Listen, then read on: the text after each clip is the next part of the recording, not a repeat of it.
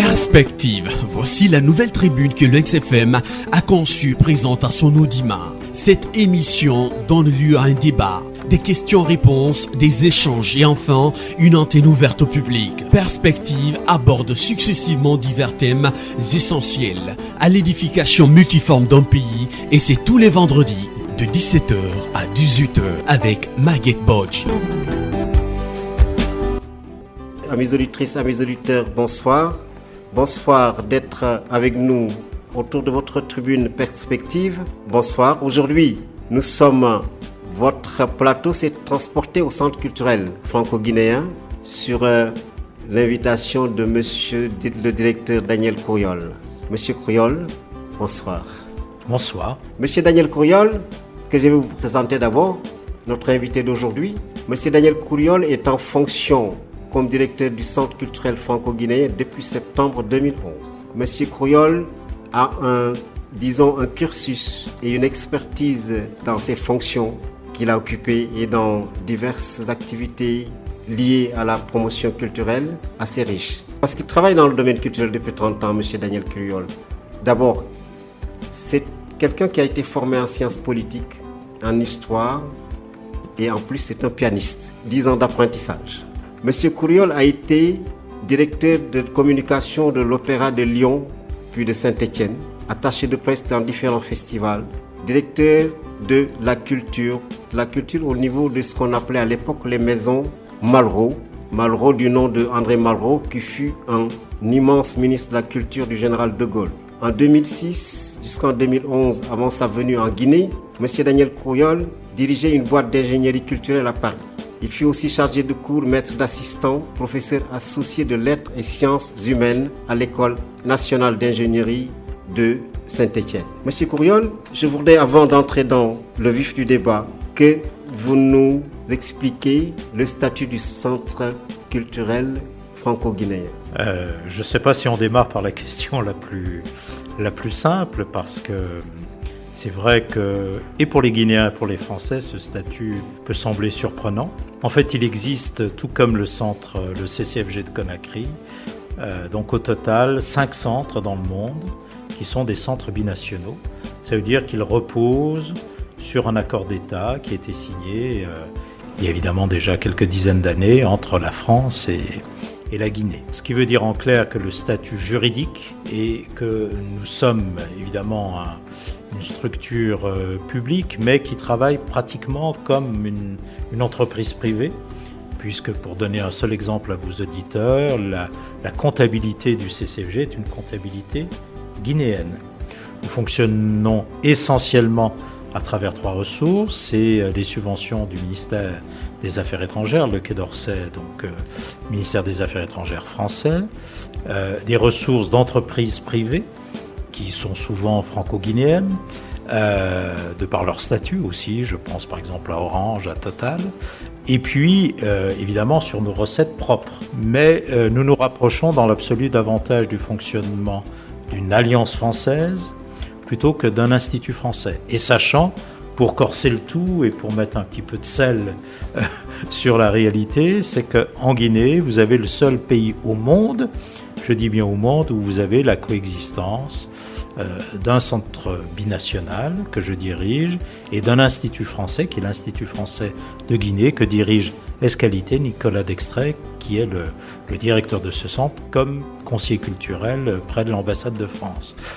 C'est la raison pour laquelle, comme il y avait potentiellement 2 structures qui auraient pu se faire concurrence, que nous avons décidé, je crois sagement, d'une forme de complémentarité.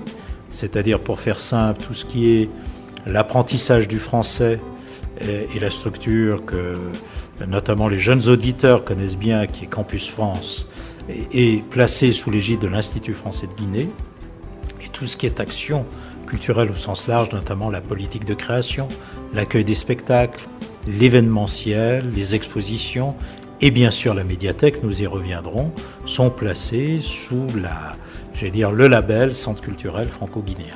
Monsieur Couriol, à l'intention de nos auditeurs qui certainement vont se poser la question à savoir, alors aujourd'hui, Perspective nous invite le Centre culturel français à travers son directeur alors que ça fait pratiquement 4 mois que cette tribune est consacrée au système éducatif guinéen, à l'enseignement, sous tous ses aspects. Mais alors, ils vont découvrir qu'en fait, le Centre culturel français, malgré sa mission première qui est la promotion culturelle, l'échange culturel, disons, c'est ici un peu la salle de réception du rendez-vous du donner, du rendez-vous du donner et du recevoir, n'est-ce pas, M. Couriol? Le Centre culturel français.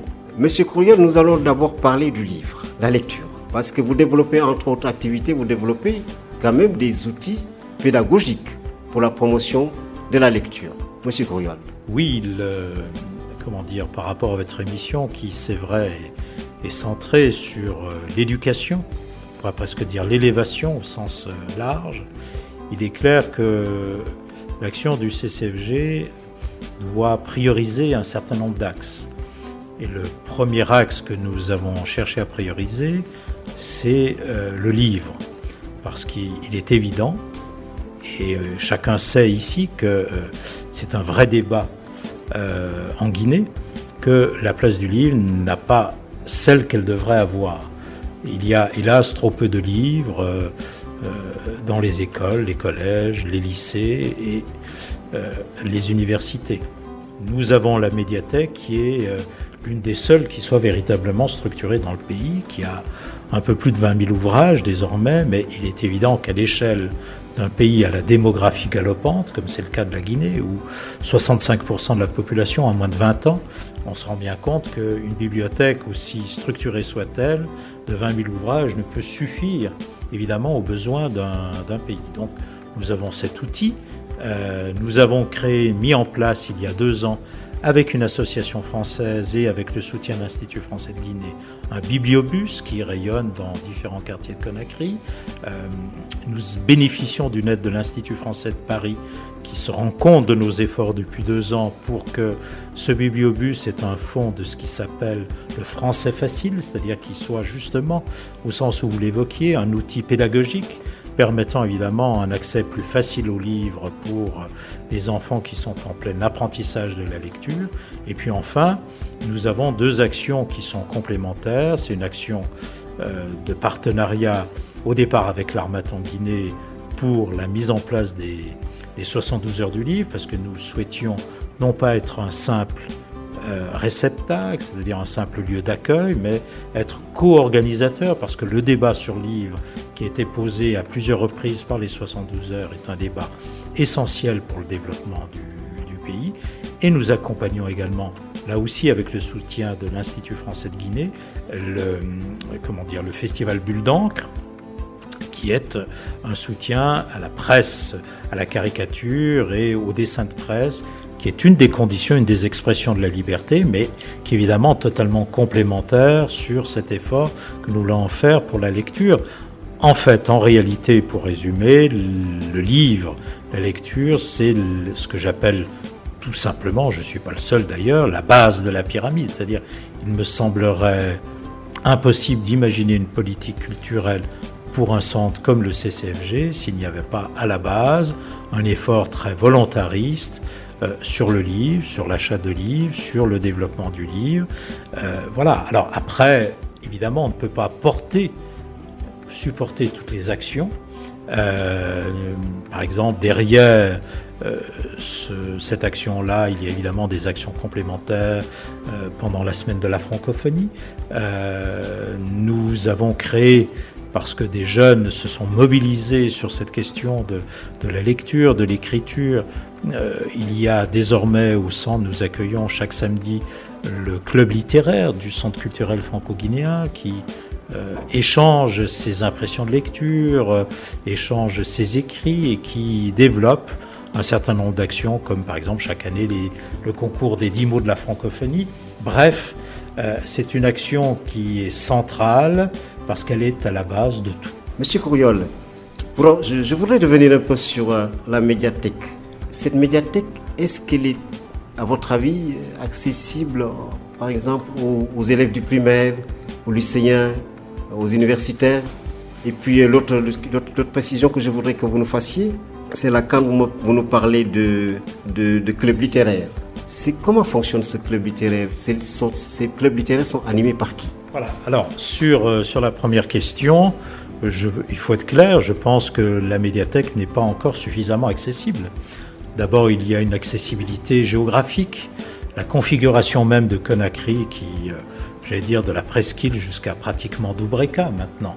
C'est presque 40 km, je crois que j'en suis pas loin de distance. Et donc, si vous habitez à proximité du CCFG, c'est facile, sinon vous risquez ce que vivent, hélas, au quotidien, beaucoup de Guinéens pour le travail, pour leur subsistance personnelle. Ce sont des embouteillages, etc. Enfin bref, ce n'est pas facile.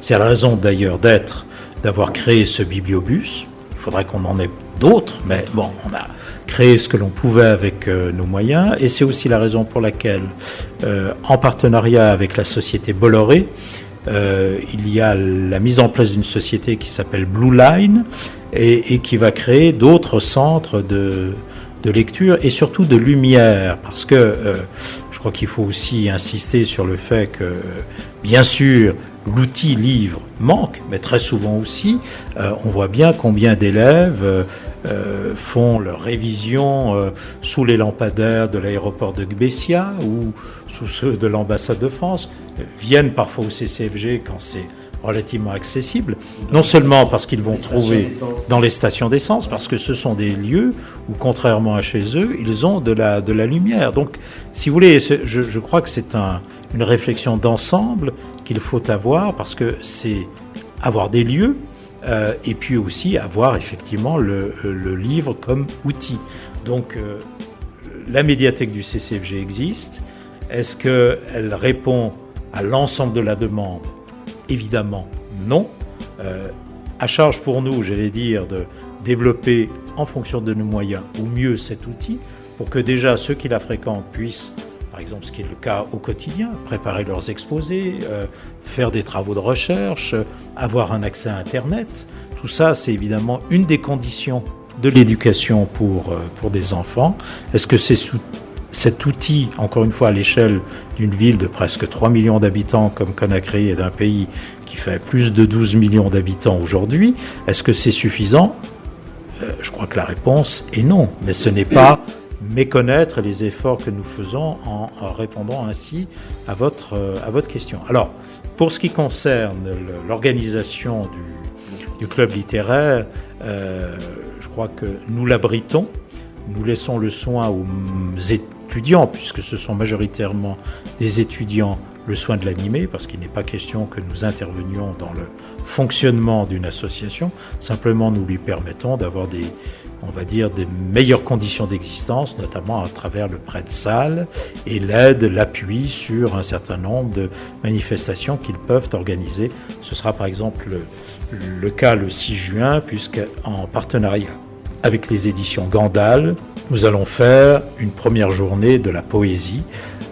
Et donc là, par exemple, c'est très directement une action où nous avons un vrai partage de travail avec le club littéraire du Centre culturel franco-guinéen.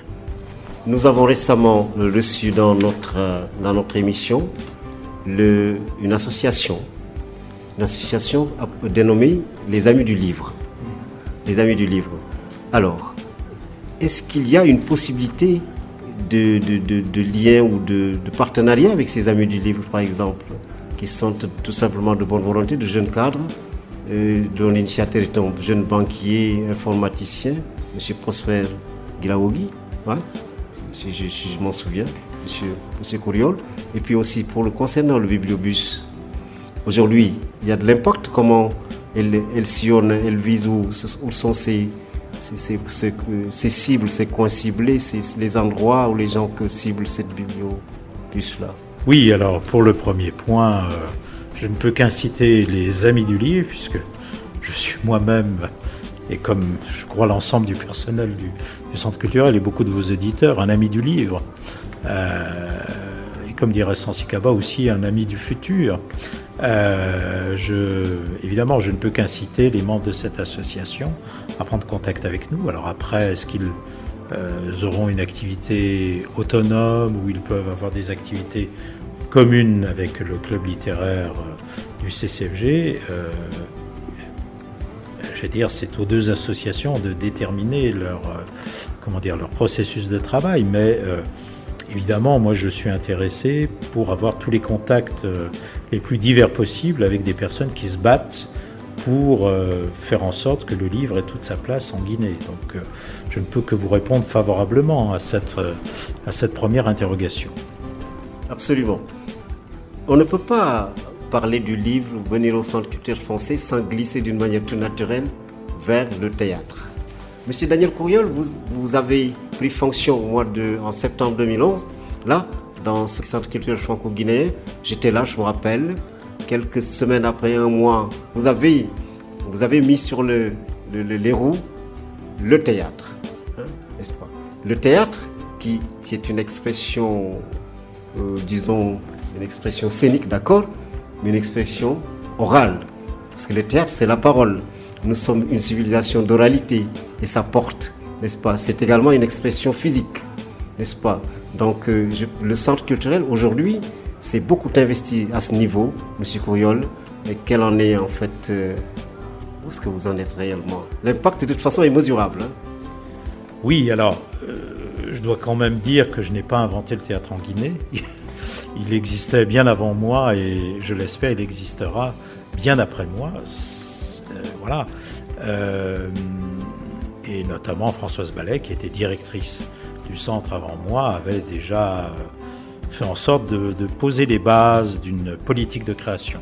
Simplement, je pense que, même si c'est toujours délicat de parler de sa propre action, mais c'est vrai que le centre, au sens où c'est un travail d'équipe, a mis en œuvre une politique, de soutien en force de cette politique de création dans le domaine théâtral, puisqu'on est sur un rythme de 4 à 5 créations chaque année, ce qui est loin d'être négligeable, avec un double travail, c'est-à-dire un travail sur ce qu'on pourrait appeler le répertoire, qu'il soit guinéen. Je pense à la création de la pièce Sikasso du professeur Djibol Tamsirnian, qui avait été créée dans un théâtre que vous devez bien connaître, qui est le théâtre Daniel Sorano, mais qui avait été interdit sous Sékou Touré. Et c'est finalement, il y a maintenant un peu plus d'1 an, qu'on a pu le créer à Conakry. Ça a été par exemple la première adaptation théâtrale aussi de L'Enfant Noir de Kamara Lai. Donc ça, et plus récemment, pour parler du théâtre français, la création par une troupe guinéenne du Tartuffe de Molière. Donc ça, c'est un premier axe de travail parce que je crois que le public et le jeune public doit avoir en Guinée la vision de grands classiques. Ça avait été le cas en octobre 2012 aussi, par exemple, du Lysistrata d'Aristophane, et qui avait aussi l'avantage de poser un débat, par exemple, sur la place des femmes dans la société guinéenne, sur une question fondamentale qu'on se pose tous, c'est comment arriver à une société apaisée. Donc ça, c'est le premier axe. Et le deuxième axe que nous développons, avec le soutien de l'Institut français de Paris, avec de jeunes auteurs, je pense à Akimba notamment, qui désormais a une véritable notoriété en France notamment, c'est de développer l'écriture. C'est le cas sur l'Univers des mots, dont la 2e édition s'est déroulée il y a quelques semaines. C'est de développer l'écriture théâtrale du XXIe siècle. Et donc de porter à la scène des textes d'aujourd'hui qui parlent tout simplement de la réalité, notamment guinéenne contemporaine. Donc ce travail sur le théâtre, vous avez raison, c'est à partir de l'écriture, mais c'est aussi une oralité qui est une belle tradition à travers, d'une manière ancestrale, les griots. Et je vois par exemple une chose qui me frappe beaucoup, c'est qu'en travaillant avec des comédiens guinéens, je me rends compte que, par exemple, ils sont très à l'aise dans la mémorisation des textes. Depuis que je suis en fonction, et on a fait quand même quelques créations théâtrales, je n'ai pas, jusqu'à présent, entendu d'acteurs guinéens qui est ce qu'on appelle un trou de mémoire. Et je pense que des acteurs français, peut-être plus à l'aise dans d'autres paramètres de leur métier, mais peuvent être beaucoup plus sujets au trou de mémoire qu'un auteur guinéen. Vous avez raison, c'est l'oralité, le fait qu'on emmagasine comme ça beaucoup de données et qu'effectivement, face à un texte peu connu, pas connu du tout au départ, on est sans doute beaucoup plus apte à le mémoriser. Donc du livre au théâtre, si j'ose dire, il n'y a qu'un pas. En plus, je pense pouvoir dire que c'est sans doute, ça serait faire injure à d'autres domaines de dire que c'est le seul, mais c'est sans doute l'un des domaines dans lequel la Guinée a une véritable richesse de par ses auteurs, de par ses metteurs en scène. Je ne vais pas tous les citer, mais je pense à Solé Tanguel, je pense à Ansoumane Condé, ou Mouteli Diallo, à Fifi Tamsirnian. Enfin, je veux dire, il y a vraiment beaucoup de talents de metteurs en scène, de comédiens. Et donc, naturellement, le Centre culturel franco-guinéen s'appuie sur cette richesse et fait en sorte que ce secteur soit pas privilégié au sens où il sera un axe unique, mais en tout cas soit soutenu fortement. Actuellement, on sent, là par exemple, je crois que c'est la deuxième fois que se joue Molière, avec des comédiens que vous avez encadrés à la suite d'un casting. Et Molière, c'est également, vous ne le sentez pas, Molière, joué par des comédiens guinéens, des Africains qui ont cette aptitude à l'oralité. Mais Molière passe, il y a beaucoup d'enthousiastes dans le geste, dans la parole. Oui, alors, je peux vous raconter une anecdote parce que le dessinateur de presse qui a créé l'affiche de Molière est quelqu'un que vos éditeurs connaissent bien, c'est Oscar. Et donc, avec l'accord du metteur en scène, Ansoumane Condé, on a fait passer le texte du Tartuffe de Molière à Oscar pour que, évidemment, pour préparer son dessin, il puisse lire la pièce en amont. Et quelques jours après, Oscar m'a rappelé en me disant « Dis donc, Daniel, Molière connaissait la Guinée. » Bon, ça veut dire que, évidemment, non. Molière ne connaissait pas la Guinée. Cette pièce a été créée en 1664, donc personne, ni votre technicien, ni vous, ni moi n'étions nés, encore moins une grande partie de nos auditeurs. Mais je crois que derrière la plaisanterie, ça voulait dire que cette pièce, en même temps, comme toutes les pièces majeures du théâtre mondial, sont des pièces qui ont une éternelle jeunesse. Pourquoi ? Parce que les thèmes qu'elles abordent sont des thèmes qu'on retrouve dans beaucoup de sociétés. Par exemple, une pièce qui a beaucoup frappé notamment les comédiennes de Tartuffe, c'est la question du mariage forcé.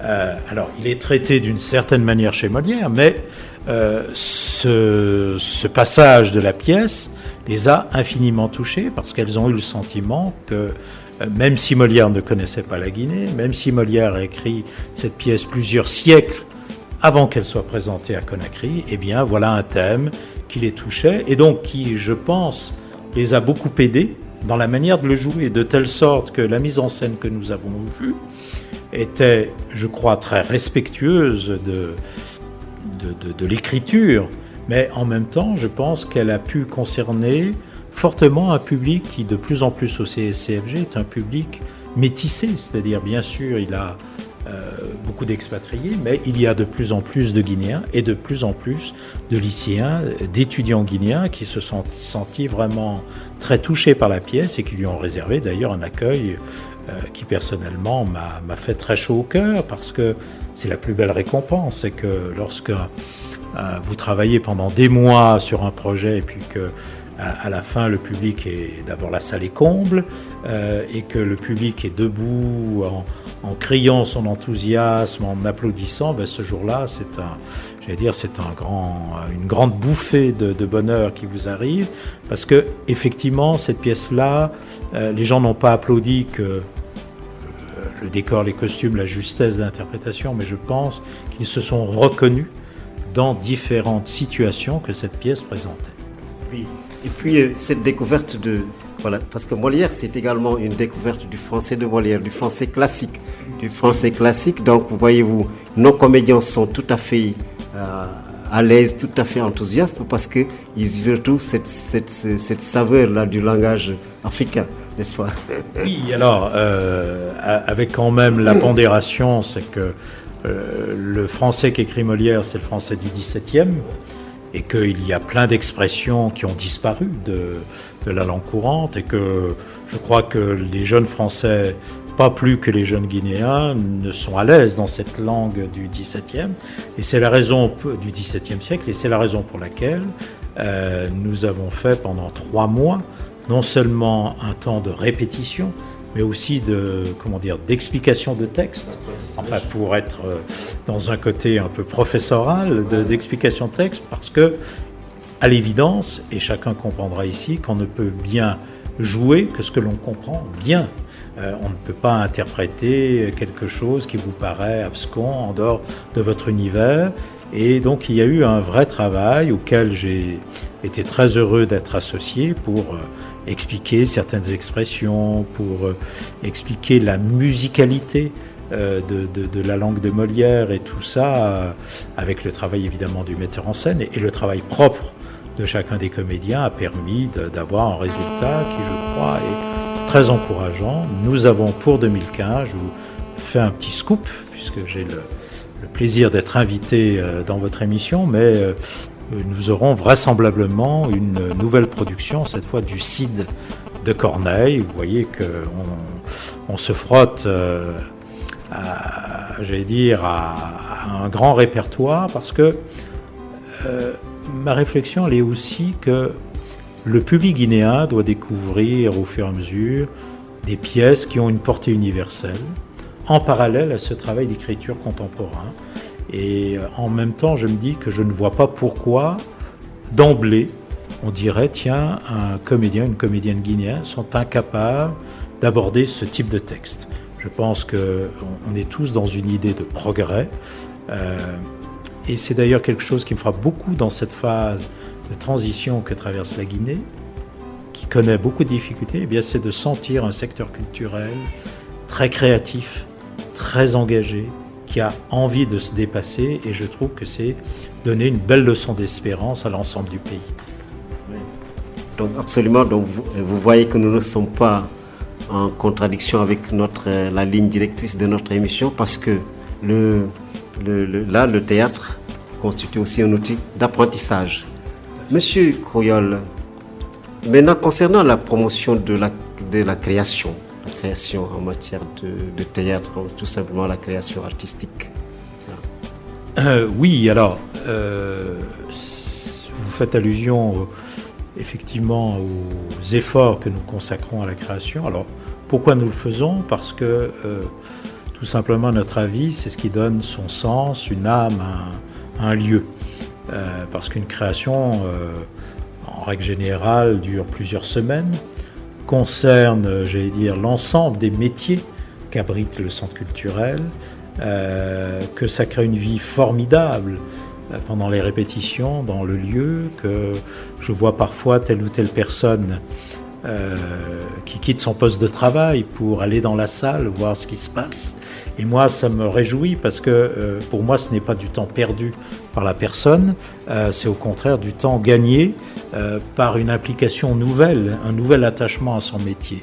Et je peux vous dire qu'après une création, en règle générale, tout le monde est assez triste finalement, parce qu'il y a une telle énergie qui est dépensée pendant 1 à 3 mois, c'est la durée moyenne de préparation d'une création, que lorsque ça se termine, eh ben, c'est un peu comme quand vous avez vécu par exemple une fête de famille, et puis qu'à la fin tout le monde se dit au revoir, et on sait que chacun devra passer à une nouvelle étape.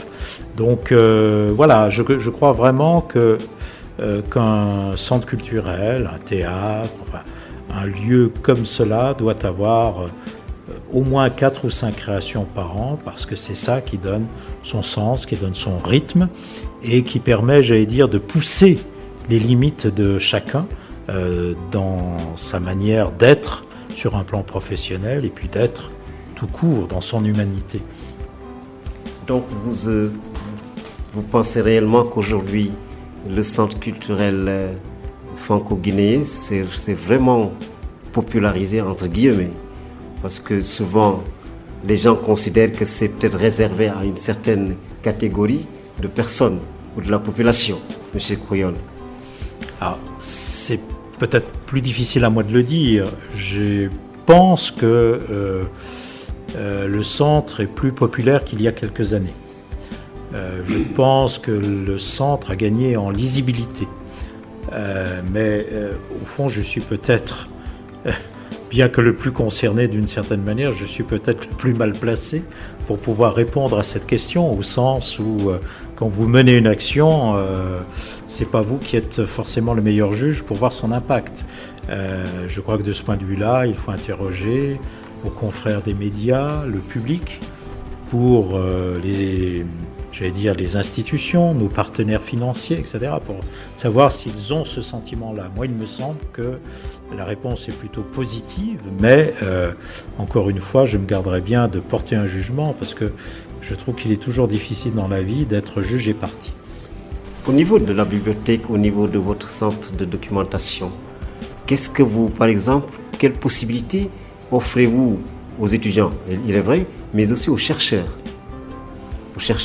Parce que là, les chercheurs ne sont pas privilégiés sur ce domaine pour l'instant, dans ce domaine. Voilà. Alors, c'est vrai que la médiathèque du centre n'a pas forcément vocation à être la bibliothèque d'un centre de recherche. Parce que qui dit centre de recherche, vous êtes bien placé pour le savoir, dit qu'à un moment donné, on constitue un fonds extrêmement spécialisé. Et pour constituer un fonds spécialisé, il faut faire des choix qui orientent la politique d'achat des livres, des ouvrages ou des revues. Donc la vocation de la médiathèque du CCFG, c'est évidemment d'être généraliste. Et il serait logique ensuite que, par exemple, chaque université de Conakry développe une médiathèque plus spécialisée en fonction de ses spécialités. Cela étant dit, je crois beaucoup aussi au partage d'informations informatiques. Comme notre fonds est entièrement numérisé, que nous avons accès à des logiciels qui nous permettent, par exemple, de savoir ce qui peut exister dans telle ou telle médiathèque. Je pense que là où on peut être pertinent, c'est dans la manière de répondre à une demande particulière, c'est-à-dire que si nous-mêmes, nous n'avons pas tel ouvrage ou telle revue qui peut intéresser un chercheur, c'est de pouvoir l'aider à chercher, c'est-à-dire lui dire nous n'avons pas ce document, mais en revanche, vous allez peut-être pouvoir le trouver dans tel ou tel endroit.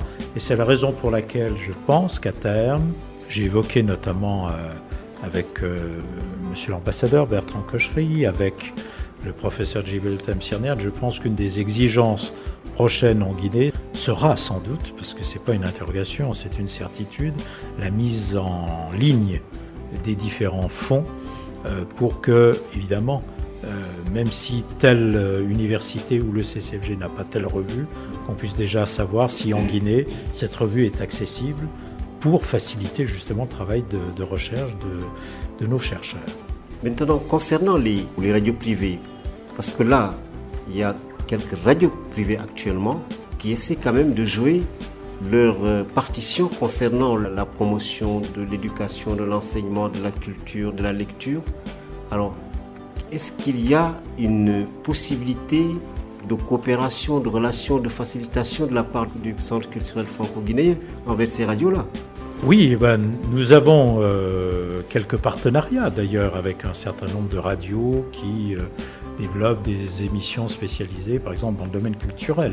Je crois que c'est normal que nous les accompagnions. Après, il est évident qu'on ne peut pas accompagner toutes les radios, même si on le souhaiterait.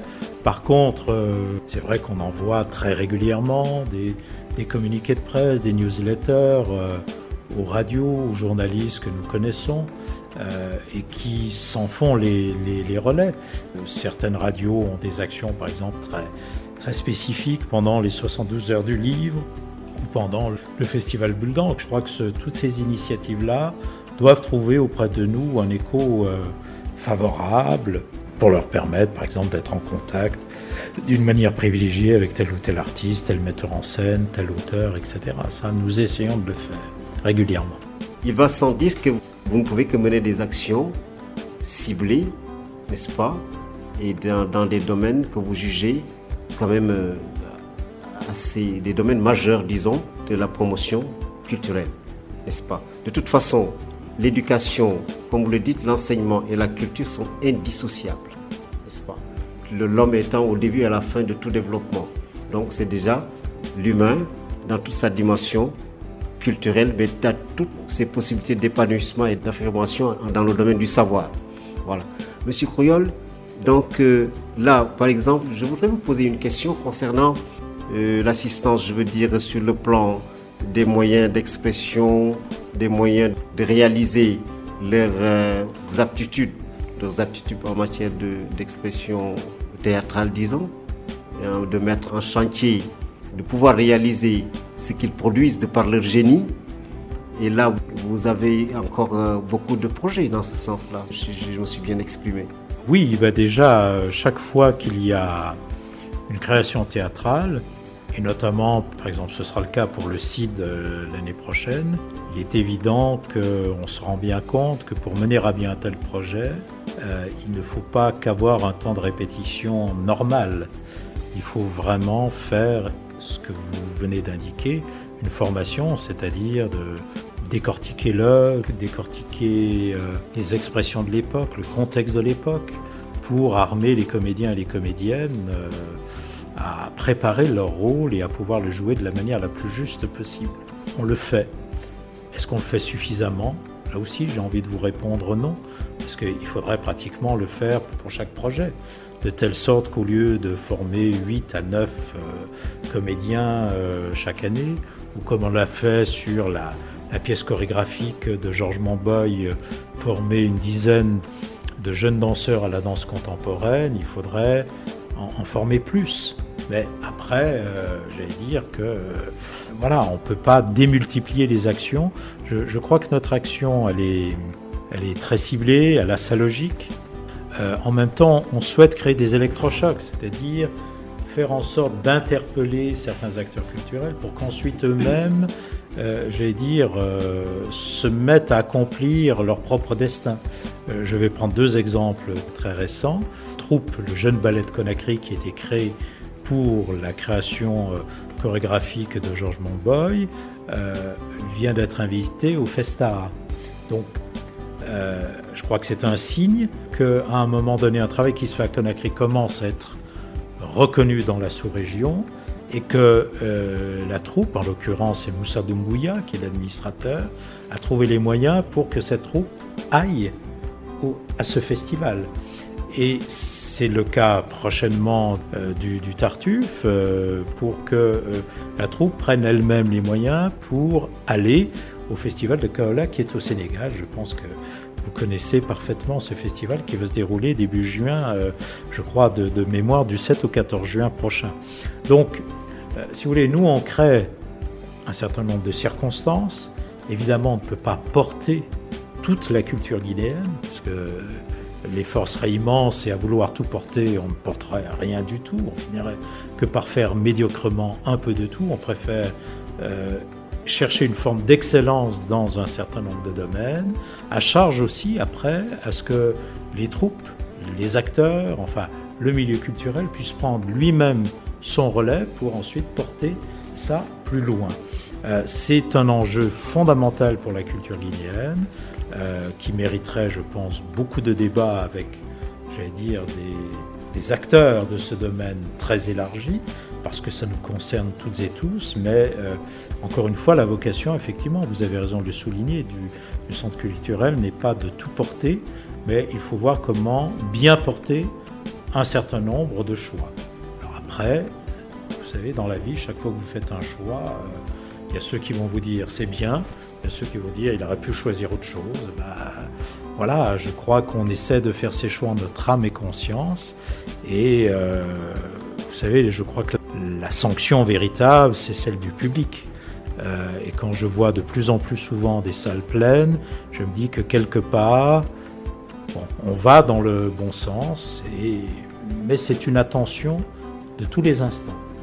Je veux dire par là que personnellement, je préfère penser à l'avenir plutôt qu'à ce qui a été accompli.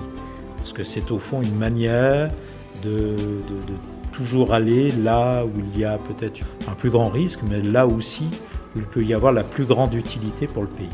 Là, mon avis, c'est que là, vous faites de l'animation socio-éducative quelque part, pour ne pas dire que vous faites un appui à ce qu'on appelle le théâtre populaire. Je m'explique.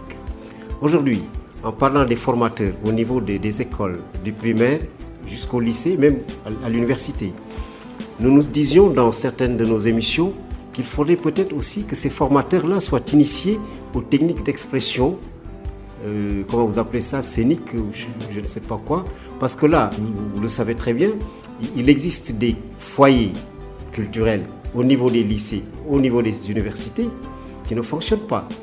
Parce que tout simplement, il n'y a pas d'animateurs plus ou moins bien formés ou qui ont des prédispositions et qui veulent être encadrés dans ce sens-là pour instituer au niveau des établissements scolaires aussi un domaine d'expression à la fois expression culturelle mais également d'apprentissage concrète là en matière d'expression orale, l'expression disons physique tout simplement. Voilà. Oui, alors moi je suis né dans une région où il y a un des pionniers en France de la décentralisation théâtrale, il s'appelait Jean Dasté, et j'ai été formé dans ce métier en dehors de mes études, mais j'ai eu la chance de travailler avec un homme qui avait été, ce qui n'est pas rien à l'époque, le secrétaire général du Festival d'Avignon à l'époque de Jean Villard. Et il m'a toujours dit une phrase simple, mais que chacun peut comprendre, parce qu'au fond, ça pourrait être un proverbe africain. Il me disait, Daniel, dans ce métier, il faut savoir déplacer les chaises et les montagnes. Alors, ça veut dire que déplacer les chaises, ça veut dire qu'il faut avoir une préoccupation très concrète quand vous dirigez un lieu, de toute la logistique, de l'intendance, etc. Et puis déplacer les montagnes, parce qu'il faut, je crois, pour diriger un théâtre, un centre culturel, il faut avoir une ambition. Parce que si on n'a pas d'ambition, on ne peut pas aller très très loin. Ce qui est difficile, c'est de relier les deux. Et je crois que toute la question d'un terme que j'aime beaucoup, qui est l'action culturelle, parce que je crois que la culture, c'est de l'action. C'est pas que de la réflexion, c'est vraiment être plongé dans le concret. Toute la question de l'action culturelle porte effectivement sur cette double mécanique, c'est-à-dire avoir une préoccupation constante des moyens, très pratique, et en même temps de voir les axes vers lesquels il faut aller. Et il est évident, moi je me rends compte, je ne veux pas citer de nom, mais on a des partenariats avec un certain nombre d'écoles et de lycées. Et pourquoi on a ces partenariats-là? C'est parce qu'en règle générale, dans ces lycées, notamment je pense à deux lycées bien précis, je vais les citer, c'est le lycée français mais aussi le lycée Sainte-Marie, vous avez là des professeurs, des enseignants qui sont très engagés dans une vision de la culture et ce n'est pas qu'une question de moyens, c'est-à-dire qu'eux-mêmes sont très disponibles vis-à-vis de leurs élèves pour faire passer le message, pour les associer à un certain nombre d'aventures, comme par exemple la création d'une troupe de théâtre, la création d'un festival, pour le fait de faire venir leurs élèves par exemple au CCFG, découvrir, etc. Donc il est évident qu'on parle souvent de la culture en termes de moyens, mais il y a aussi des volontés humaines qui doivent être associées à ce processus, sinon effectivement on devient un peu court. Voilà. Cette action culturelle, là, nous allons à la fin de notre émission, vous allez nous dire votre dernier mot. Je disais tout simplement que cette action culturelle peut aussi être un canal de ce qu'on appelle la communication pour le changement de comportement, rôle que peuvent jouer, comme vous le dites, les formateurs à tous les niveaux et les animateurs, n'est-ce pas? Monsieur Courriol, un dernier mot en direction des lycéens, des étudiants, la jeunesse et des acteurs culturels, s'il vous plaît. Je ne sais pas si c'est un dernier mot, mais je crois que d'abord la culture, pour moi, c'est une manière de vivre. C'est pas qu'un savoir. Je pense que la culture, pour qu'elle ait un sens, ça doit correspondre à une manière, une raison de vivre. Et je pense que chacun doit découvrir au fond de lui, qu'il soit lycéen, étudiant, etc., quelle est cette raison de vivre. Et je suis intimement persuadé que si cette réflexion est menée au bout, eh bien la culture y a toute sa place. Voilà. Alors, amis auditeurs, nous sommes à la fin de notre tribune, de notre émission, notre tribune Perspective. Aujourd'hui, Je vous le rappelle, nous l'avons délocalisé dans le bureau de monsieur le directeur du Centre culturel franco-guinéen, monsieur Daniel Couriol, qui a bien voulu nous recevoir. Merci monsieur Couriol. Merci et j'allais dire un bonjour très amical aux auditeurs de votre radio. Merci à notre technicien en chef Idi. Au micro, votre serviteur, monsieur Maguette Moch. À la semaine prochaine. Bon week-end et comme je le dis très souvent, nous espérons vous avoir apporté un peu de ça.